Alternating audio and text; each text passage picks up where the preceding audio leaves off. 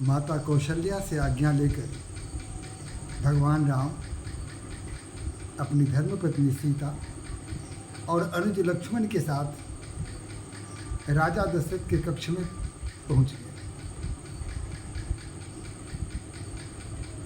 राजा भूमि पर अचेत पड़े हैं। गुरु वशिष्ठ की पत्नी और कुछ और ब्राह्मणी वहाँ बैठी हुई हैं। राजा को सांत्वना देने का प्रयास कर रही हैं।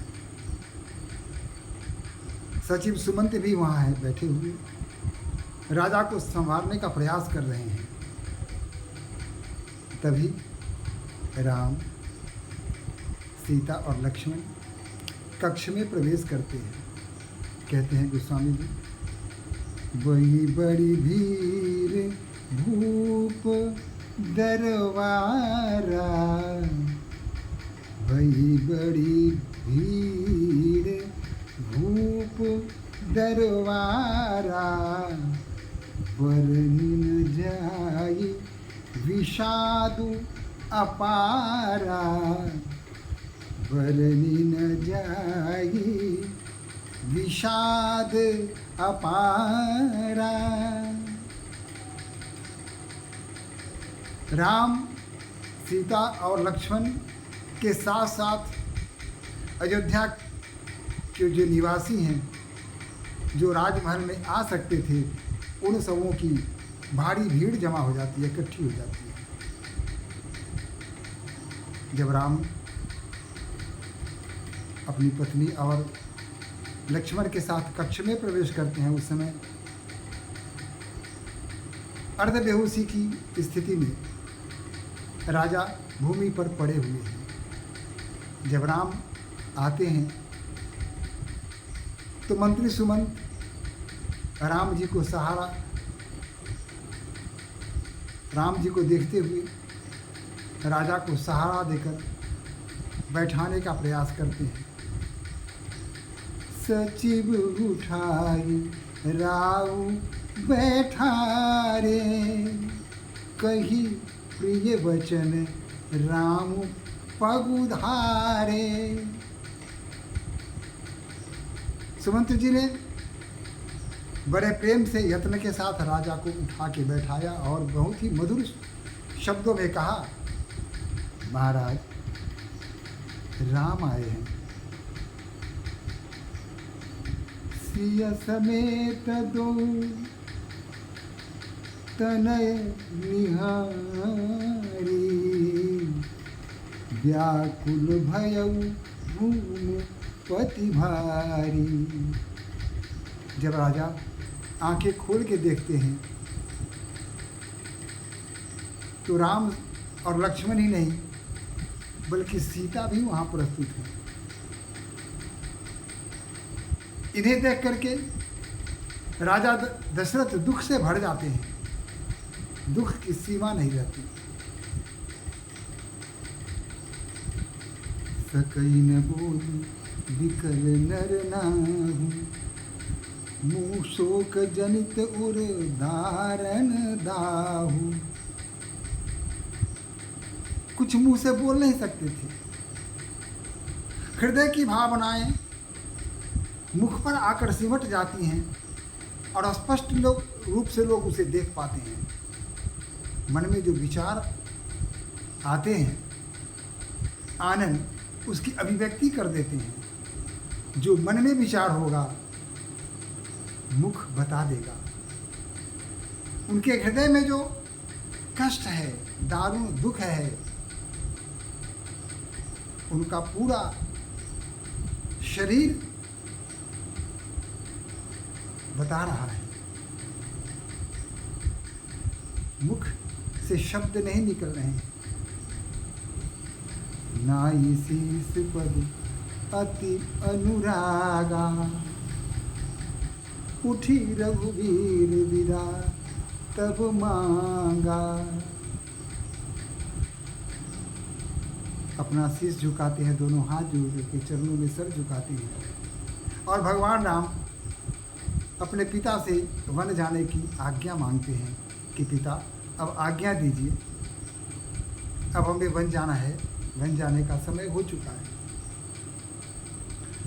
पितु वशीष आयसु मोहि दीजय, हर्ष समय विस्मय मत कीजय। हे पिता, आप हमें आज्ञा दीजिए, यह तो प्रसन्नता का समय है और इस कार्य में दुख करने की कोई आवश्यकता नहीं है। आप किसी प्रकार का विषाद अपने मन में न लाएं और प्रसन्नतापूर्वक मुझे मेरा कर्तव्य पालन करने में आप सहायक बने, ताकि मैं अपने कर्तव्य का पूर्ण रूप से पालन कर सकूं। हे पिता, हमें आज्ञा दीजिए। तात की प्रिय प्रेम प्रमादु, जसु जग जाई होई अपवादु। हे पिता, आप प्रेम के प्रमाद में मत बहिए।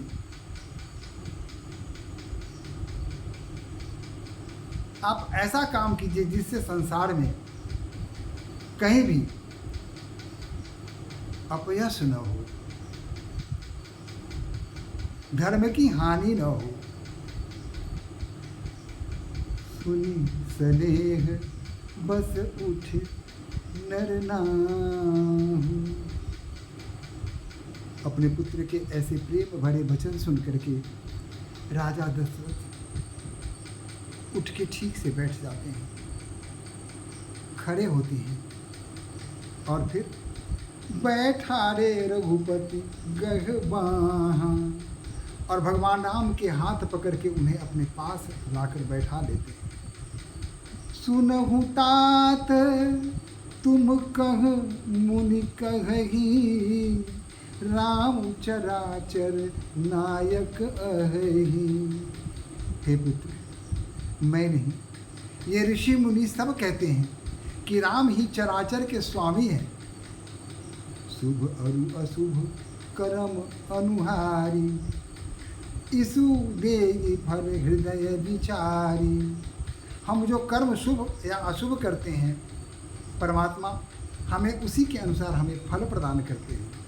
करयु जो कर्म पाव फल सोई, निगम नीत असि कह सब कोई। निगम नीति सब यही कहते हैं कि जो जैसा कर्म करता है फल उसको वैसा ही प्राप्त होता है। और करे अपराध को और पाव फल भोग, अति विचित्र भगवंत गति को जग जाने जो। हे पुत्र, कर्म कोई और करे और फल किसी और को मिले, अपराध कोई और करे और दंड किसी और को मिले, यह तो विचित्र बात है। आखिर ऐसा क्यों होता है पुत्र? मैंने तो कोई अपराध नहीं किया, मैंने ऐसी कोई भूल नहीं की, फिर यह दंड मुझे क्यों दिया जा रहा है? असह्य दंड जो मुझे दिया जा रहा है, यह क्यों दिया जा रहा है? राय राम राखन हित लागी, बहुत उपाय किले छनु त्यागी। किसी प्रकार चाहते हैं राजा दशरथ कि राम यहाँ रुक जाए। उनके मन में कोई छल नहीं है, प्रपंच नहीं है, वो सूधे मन के हैं, अतः छल का प्रयोग नहीं करते। क्योंकि प्रेम का जो मार्ग होता है अत्यंत सीधा और सरल होता है। अति सूधो स्नेह को मार्ग हो, जहाँ नेकु सयान बाक नहीं। जहाँ साच चले तजु आपन को, झिझके कपटी जो निशांक नहीं। प्रेम का मार्ग, भक्ति का मार्ग अत्यंत सरल है, सीधा है, सुगम है। जो सच्चे होते हैं वह निसंकोच उस पथ पर आगे बढ़ते चले जाते हैं। उन्हें कोई शंका नहीं होती, उन्हें कोई भय नहीं होता, प्रेम के मार्ग का अनुसरण करते हैं। लेकिन जिनमें छल होता है, प्रपंच होता है, ऐसे लोग इस मार्ग पर चलने में झिझकते हैं, वो चल नहीं पाते। राजा दशरथ भी तो प्रेम मार्ग के पथिक हैं, सरल हैं, सीधे हैं, नीति निपुण हैं, धर्मशास्त्र का ज्ञान भरा पड़ा है उनमें। भला छल कैसे करते? कोई बहाना बना देते, कोई ऐसा अभिनय करना प्रारंभ कर देते। ऐसा तो वो कर नहीं सकते थे। सहज भाव से उन्होंने राम को विविध प्रकार से प्रयास किया कि राम रुक जाएं, राम न जाएं। राम जाएंगे तो मैं जी नहीं सकूंगा।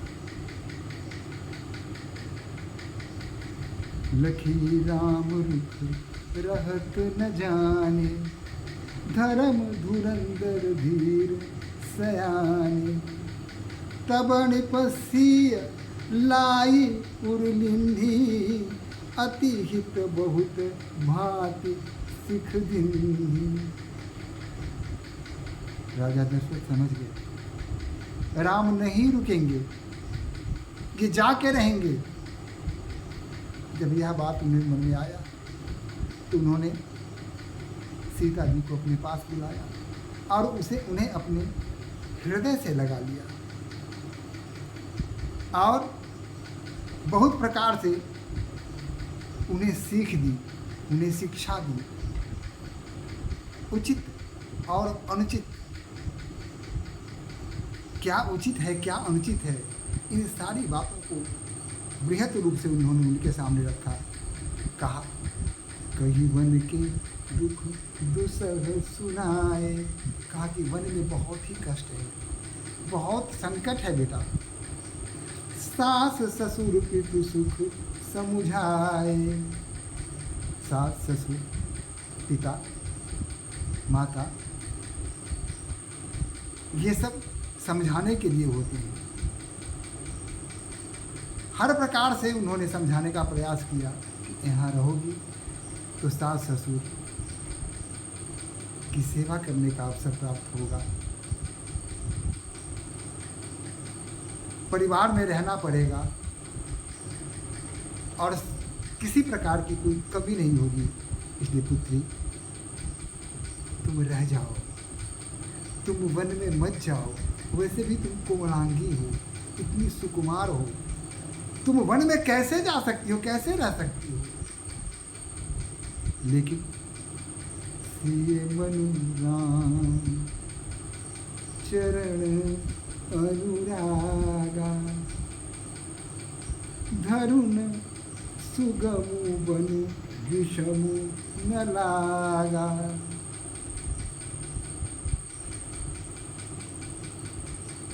लेकिन माता जानकी का तो भगवान श्री राम के चरणों से प्रेम था, अनुराग था। उन्हें घर में न सुख दिखाई दे रहा था और न वन में किसी प्रकार का कोई दुख दिखाई दे रहा था।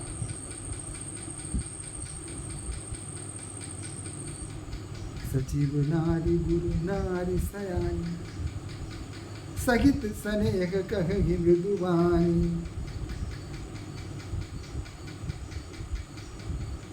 सुमंत जो सचिव हैं, उनकी अर्धांगिनी वहाँ पहुँची हुई है। गुरु वशिष्ठ की अर्धांगिनी माता अरुधंती भी वहाँ पहुँची हुई है। और भी जो श्रेष्ठ नारियाँ हैं, जो ब्राह्मण की अर्धांगिनियाँ हैं, वे सब वहाँ प्रस्तुत हैं। वे सभी समझाने का प्रयास करती हैं।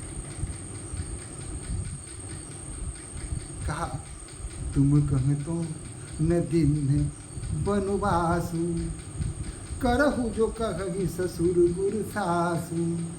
कहा कि पुत्री सीते, राजा ने तुम्हें तो वनवास नहीं दिया है ना, तो फिर तुम क्यों जा रही हो?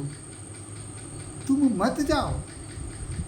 तुम्हारे सास ससुर और गुरु जो तुम्हें बता रहे हैं उसका अनुसरण करो, उनकी बात मान लो, इसी में तुम्हारी भलाई है। सिख शीतल हित मधुर मृदु सुनि सीतहि न सोहान। शरत चंद चंदनी लगत जनु चकई अकुलानी। अत्यंत शीतल मधुर सीख दे रही थी ब्राह्मणी गुरु माताएं, जिसे सुनकर कानों को और मन को सुख मिलता है, लेकिन माता सीता को कोई सुख नहीं मिल रहा था। उन्हें तो चांदनी रात में जैसे चकई जल जाती है, वही स्थिति उनकी हो रही थी।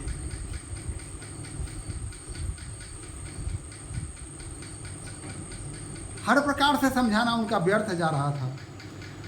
सिय सकुच बस उतर न देई, सो सुनित तमकी उठी कैकेयी। सिया कुछ बोल नहीं रही थी, चुप थी।